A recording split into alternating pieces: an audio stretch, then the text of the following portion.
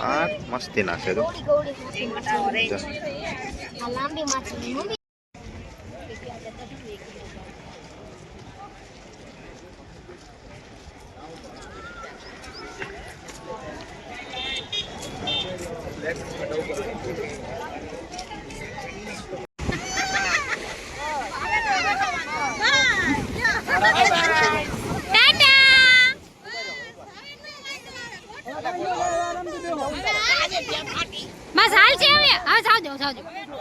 નમસ્કાર મિત્રો, જય દ્વારકાધીશ. હવે ફરી આપણે દ્વારકાથી સોમનાથ જવા માટે નીકળી ગયા છીએ અને આપણે રસ્તામાં એક માધવપુર બીચ છે, અહીંયા ઊભા છીએ. તો અહીંથી જવાનું છે સોમનાથ. તો હજી તો આપણે માધવપુર બીચે આવ્યા છીએ. તો બ્લોગ મને અંદર બનાવી રહેજો અને ચેનલને સબસ્ક્રાઈબ ન કરી હોય તો સબસ્ક્રાઈબ અને લાઈક કમેન્ટ કરી દેજો. આવી ગયા છે માધવપુર બીચે.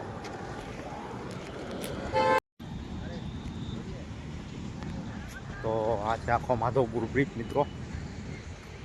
એક ત્યાં બેટ દ્વારકાની વચમાં શિવરાજપુર બ્રિજ છે, એ પણ બહુ મોટો છે. હું તમને બ્લોગમાં કહીશ જ તે બેટ દ્વારકાવાળો. આ છે માધવપુર બીચ. આખું લોકેશન બતાવવું તો છે આખું.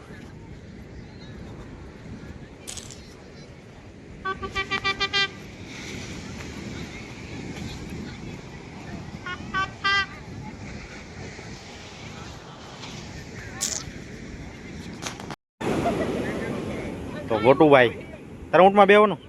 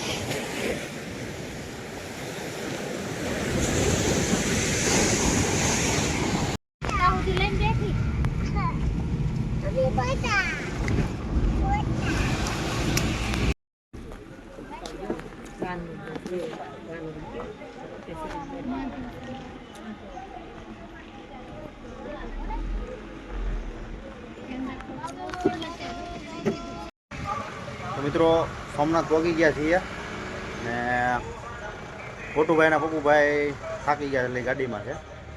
તો અહીંથી હું તમને બતાવું કેવું લોકેશન છે અને શું છે એમ. ઓલરેડી સોમનાથ પહોંચી ગયા છે. માધવપુર બ્રિજેથી સીધા આવ્યા છે આપણે સોમનાથ. તો અહીંનું લોકેશનના બધું શું છે તમને બતાવીશ. બહુ જાજુ તો નહીં બતાવ્યું કારણ કે અહીંયા તે ફોન અંદર લઈ તો જવા નથી દેવાના, એટલે જોઈ કેવું બતાવી છે હું ભાઈ છે. આ છે પાર્કિંગ યાર્ડ. અહીંથી નહીં ત્યાં ટોલ ટેક્સ ગોળે ટેક્સ ભરવાનો. ફાસ્ટેગમાંથી પૈસા કપાય પાર્કિંગના.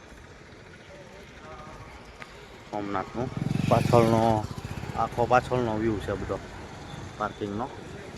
આ રસ્તો સીધો મંદિર તરફ જાય છે, સીધો મંદિર તરફ.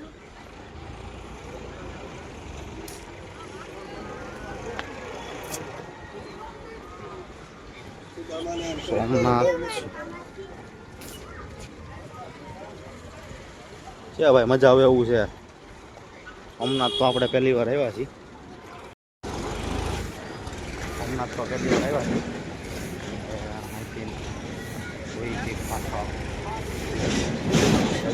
તરફ જા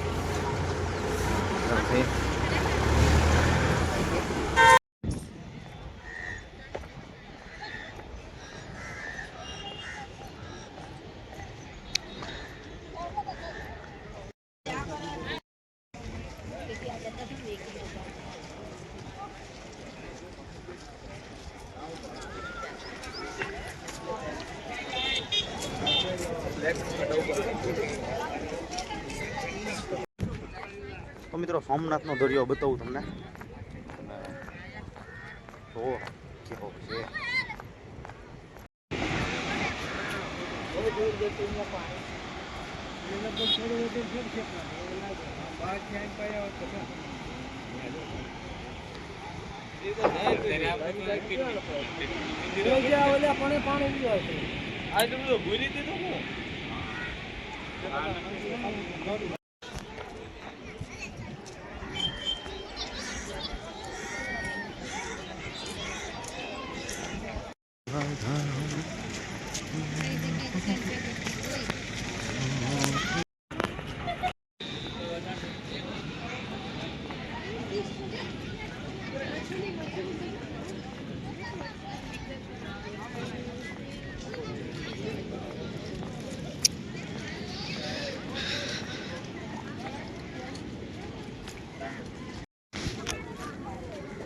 છે ત્રિવેણી સંગમ,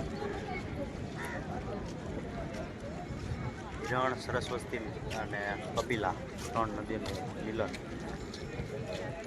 સંગમ સોમનાથની બાજુમાં જ છે.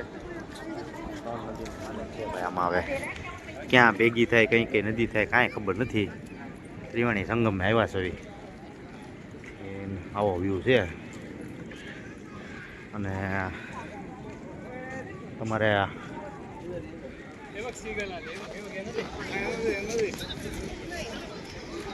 વાળ કપાવવો હોય તો સુવિધા છે આપણે અહીંયા.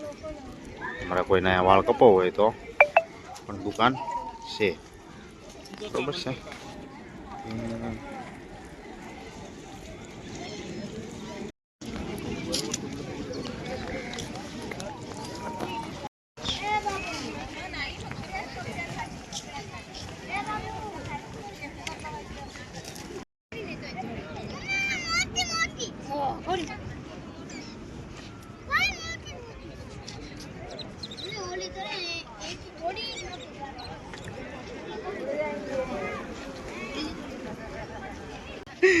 જો બદકારી આવા પાછળ ગાડીયા નાખવા તારે ને જો ગોટો મસ્તી ના છે. તો મિત્રો આજનો આપણો અહીંયા સોમનાથનો બ્લોગને પૂરો કરીએ છીએ. ને અહીંયા રહેવા માટે ઘણી બધી ધર્મશાળાઓ છે. કોઈ ઝાઝા પૈસા નથી અને જમવાનું પણ ત્યાં સારું એવું હોય છે.